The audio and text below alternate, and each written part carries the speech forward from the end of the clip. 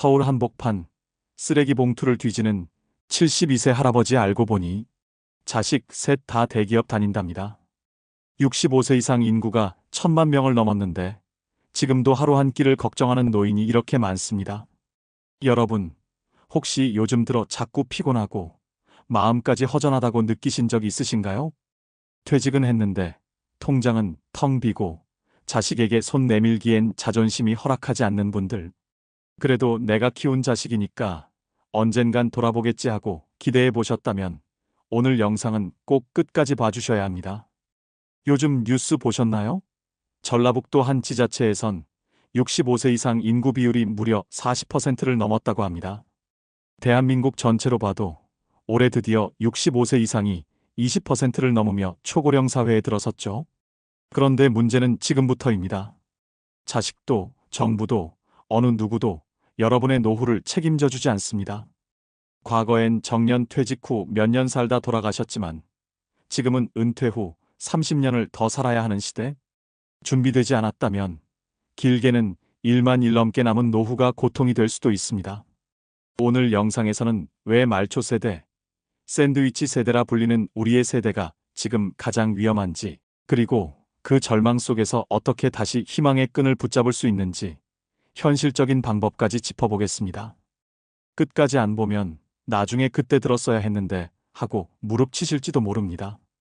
본격적인 영상 시작 전에 구독과 좋아요는 영상 제작에 정말로 큰 힘이 됩니다. 또한 오늘의 영상을 평상시 가족처럼 깊게 생각하는 지인이 있다면 그분에게 꼭 공유해 주셔서 함께 행복한 인생을 보내시기를 바라겠습니다. 2025년 1월 강원도 원주의 한 골목에서 74세 남성 최병철 씨가 쓰러진 채 발견됐습니다. 그를 처음 발견한 건 인근 반찬 가게를 운영하는 50대 여성 사장이었습니다. 처음엔 노숙자이신 줄 알았어요. 그런데 너무 얇은 점퍼 한 벌에 바른 고무신만 신고 계셔서 가까이 가보니 입술이 새파랗게 질려 있더라고요. 최 씨는 당시 저체온증으로 의식이 희미한 상태였습니다. 인근 병원으로 실려간 그는 다행히 생명에는 지장이 없었지만 의료진은 그의 몸 상태를 보고 경악을 금치 못했습니다. 체중은 48kg에 불과했고 영양결핍과 근육 위축이 심각한 상태였습니다. 왼쪽 다리는 동상 초기 증상이 있었고 혈압과 혈당은 정상 범위를 한참 벗어나 있었습니다. 최병철 씨는 원래 서울 노량진에서 35년간 인쇄소를 운영하던 자영업자였습니다. 작은 상가에서 시작해 직원 2명을 둘 만큼 자리를 잡았던 그는 60세를 넘기면서 사업을 접고 부인과 함께 강원도 원주로 귀촌했습니다. 귀촌 이유는 간단했습니다. 서울에서는 도저히 집세와 생활비를 감당할 수 없었기 때문입니다. 그는 이렇게 회상했습니다. 한 달에 수입은 80만 원 남짓한 연금뿐인데 월세만 60만 원이 넘었어요. 전기세, 가스비까지 내고 나면 밥값도 부족하더라고요.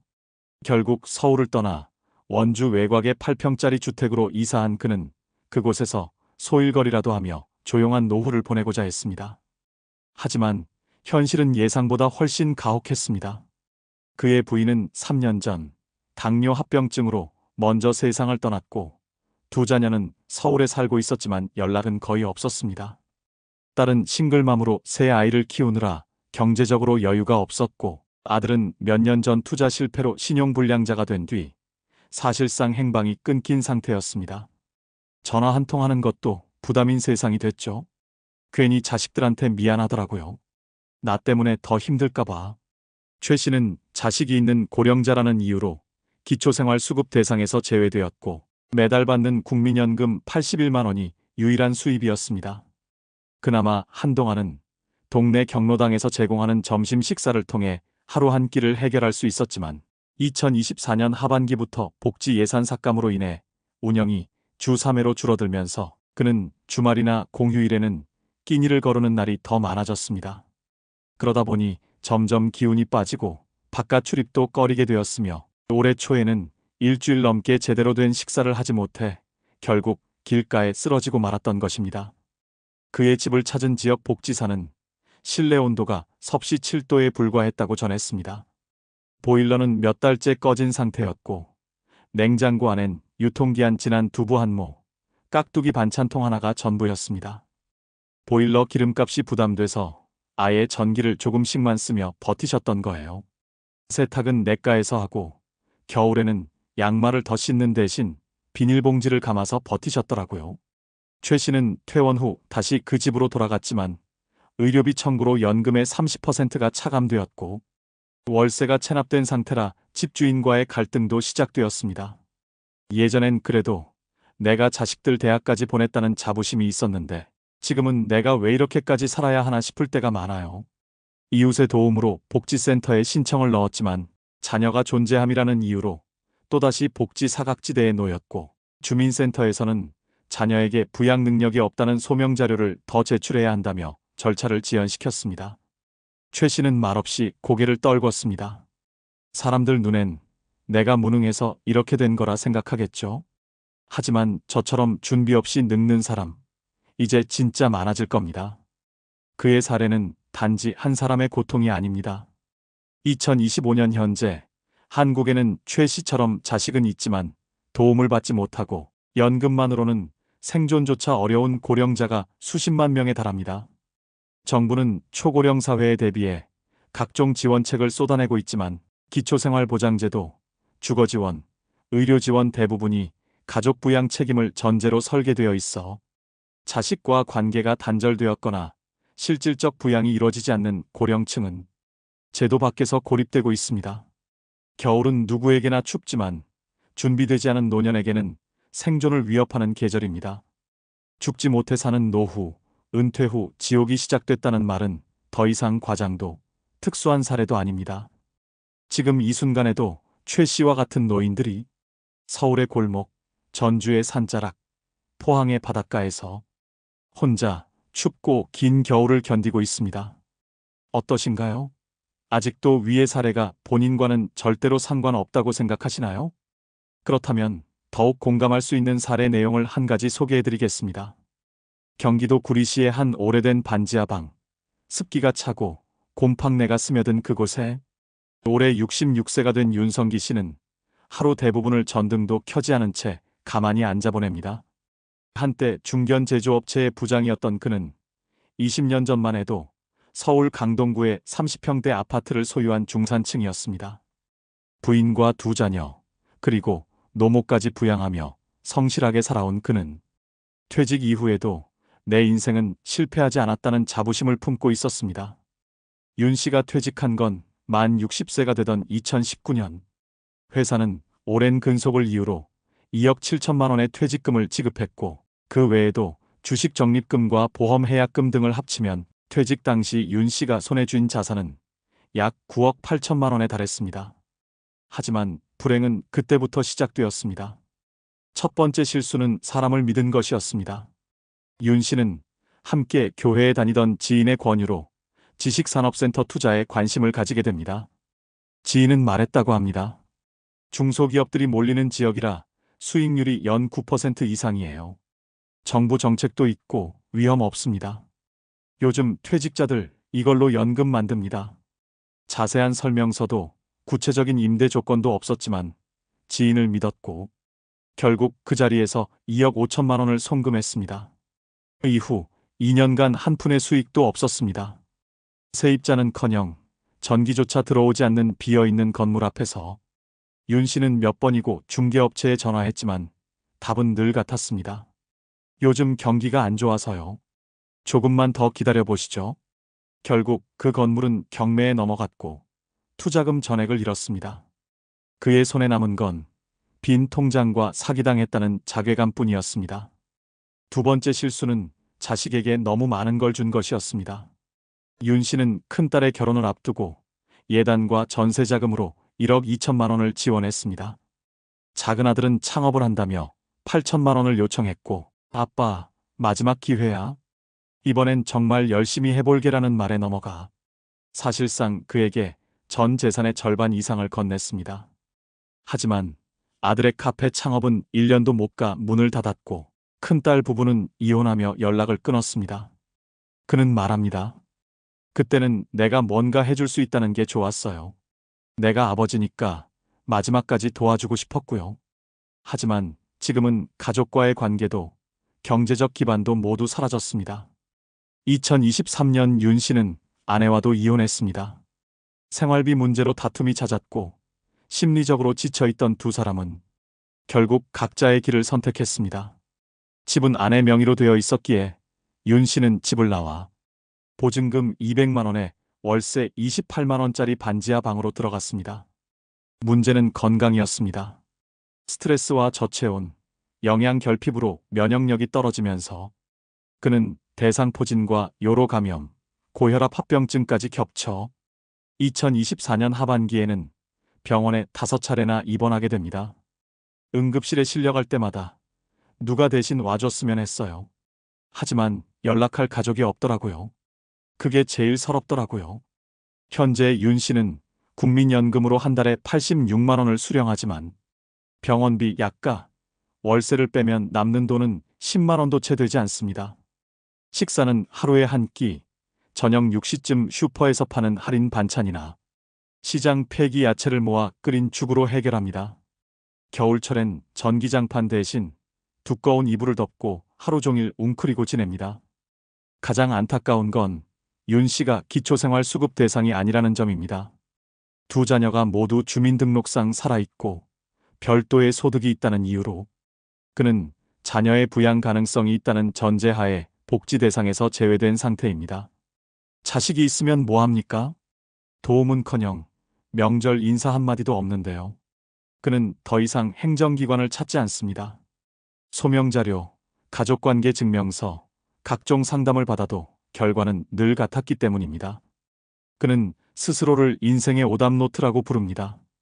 돈이 있을 땐 흥청망청한 것도 아니었고 자식들에게 정성을 쏟았지만 돌아온 건 공허함 뿐이었습니다. 이따금 동네 공원 벤치에 앉아 망연히 노을을 바라보다 숨이 막히듯 밀려오는 외로움에 눈물이 흐르기도 한다고 말했습니다. 요즘은요. 아침에 눈 뜨면 내가 왜 또 깼지? 그런 생각부터 들어요. 이제 윤 씨에게 남은 건 한 달도 안 남은 월세 납부 일과 잔고 12만 8천 원짜리 통장, 그리고 통화 내역이 사라진 휴대전화뿐입니다. 그의 삶은 극단적으로 가난해졌고 가족과의 연결도 모두 끊어졌으며 지금은 스스로 목숨을 끊고 싶다는 생각도 종종 떠오른다고 말합니다. 근데 죽는 것도 돈이 있어야 하더라고요. 시체 처리 비용, 장례비, 그런 거 생각하면 그냥 이대로 천천히 사라지는 게 맞는 건가 싶어요. 그의 방 창문엔 한때 손주가 그려줬던 색연필 그림이 붙어 있습니다. 빛이 바래고 눅눅해진 그 종이를 보며 그는 중얼거립니다. 이 아이는 지금 몇 살쯤 됐을까요? 윤성기 씨의 이야기는 결코 특별한 경우가 아닙니다. 오히려 지금 대한민국에서 은퇴 이후를 살아가는 고령층의 보편적인 현실을 상징합니다. 실제로 2025년 현재 대한민국은 전체 인구의 20.6%가 65세 이상인 초고령 사회에 진입했습니다. 이 비율은 OECD 평균보다도 빠른 속도로 증가하고 있으며 특히 지방소도시나 군 단위 지역은 노인 인구 비율이 40%를 넘어선 곳도 드물지 않습니다.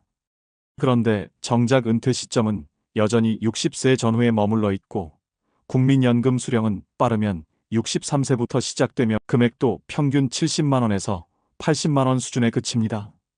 국민연금공단에 따르면 2024년 기준 연금을 수령 중인 고령자 가운데 62.3%가 월 100만 원 미만을 받고 있는 것으로 나타났습니다.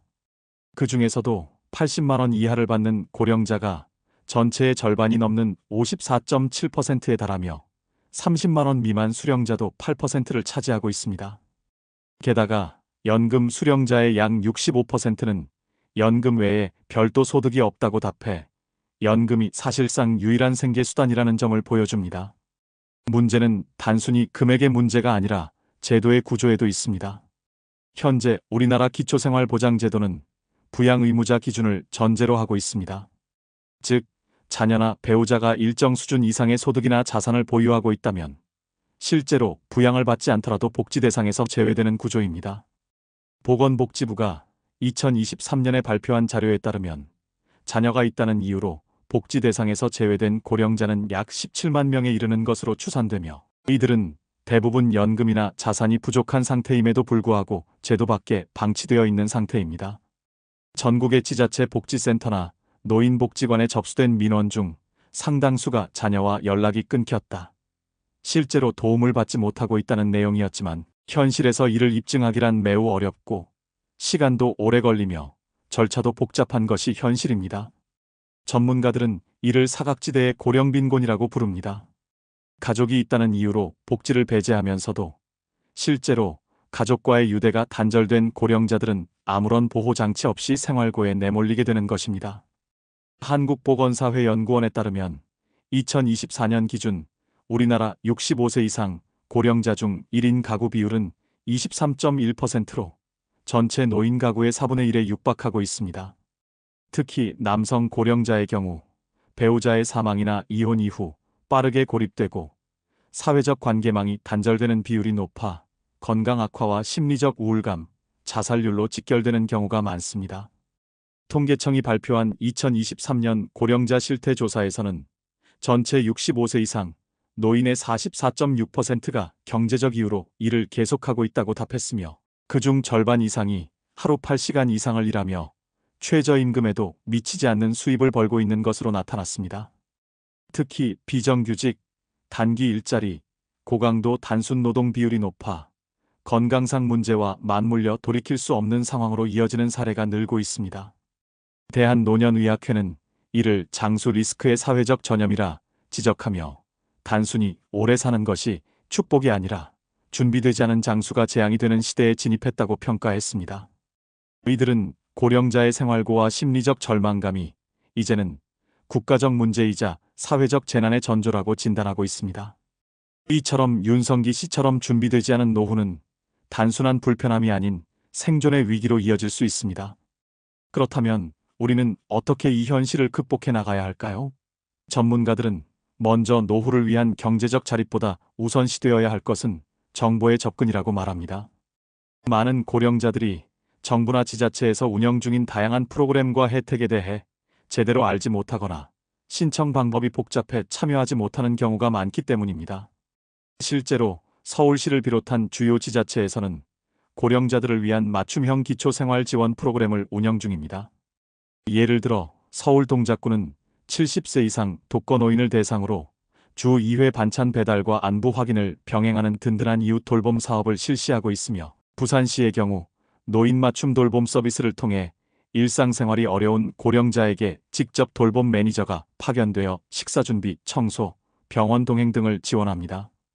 경기도 성남시는 노인 일자리 통합지원센터를 통해 만 65세 이상 고령자에게 월 30만 원에서 40만 원 수준의 일자리를 제공하며 인천 서구는 건강안심마을 사업을 통해 거동이 불편한 어르신을 위한 재택 건강관리 서비스를 시행하고 있습니다. 이러한 프로그램들은 단순한 생계 지원을 넘어 고립된 노인의 정서적 건강까지 보살필 수 있는 체계적 지원 체계로 평가받고 있습니다. 하지만 이러한 제도들이 잘 활용되기 위해서는 본인이 먼저 신청하고 상담받고 기록을 남겨야 한다는 점이 중요합니다.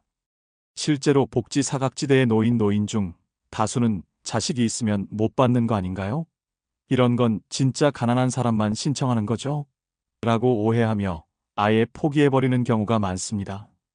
전문가들은 부양 능력이 없는 자녀가 있거나 연락이 두절된 경우에도 수급 가능성이 있다며 최근에는 자녀 소득 무관 심사 기준을 적용하는 지자체도 늘고 있어 반드시 지역 주민센터를 통해 상담을 받아야 한다고 강조합니다. 또 하나 주목할 부분은 노인 고용 확대입니다. 단순히 돈을 벌기 위한 목적이 아니라 사회적 관계를 유지하고 심리적 우울감을 줄이기 위한 도구로서의 일자리가 반드시 필요합니다. 보건복지부가 운영하는 노인 일자리 및 사회활동 지원 사업을 통해 신청 가능한 일자리는 2025년 기준 약 87만 개로 늘어났으며 특히 사회서비스형 일자리는 건강 상태가 상대적으로 좋은 고령자에게 큰 도움이 되고 있습니다. 또한 서울시 50플러스 재단과 같은 중장년층 전용 재취업 지원 기관을 통해 교육과 상담, 창업 준비 프로그램을 병행할 수 있는 제도적 환경도 점차 확대되고 있는 추세입니다. 여기에 더해 전문가들은 노후는 개인만의 책임이 아닌 사회 전체가 함께 만들어가야 할 과제라고 말하며 가까운 이웃과의 관계, 마을 커뮤니티 활동, 종교시설이나 복지관의 프로그램 참여 등이 단순한 여가 활동이 아닌 노후를 지키는 사회적 자산이라고 강조합니다. 이제는 정부나 자식에게 기대는 소극적 태도에서 벗어나 스스로 복지 창구를 두드리고 한 걸음만 용기 내어 움직이는 것이야말로 미래를 바꾸는 시작이 될 수 있습니다.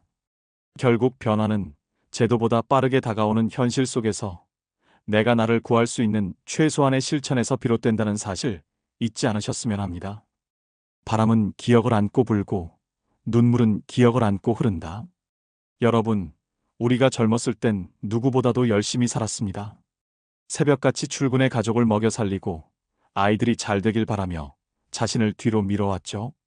그러는 사이 세월은 흘렀고 우리에게 노후라는 또 다른 인생의 계절이 찾아왔습니다.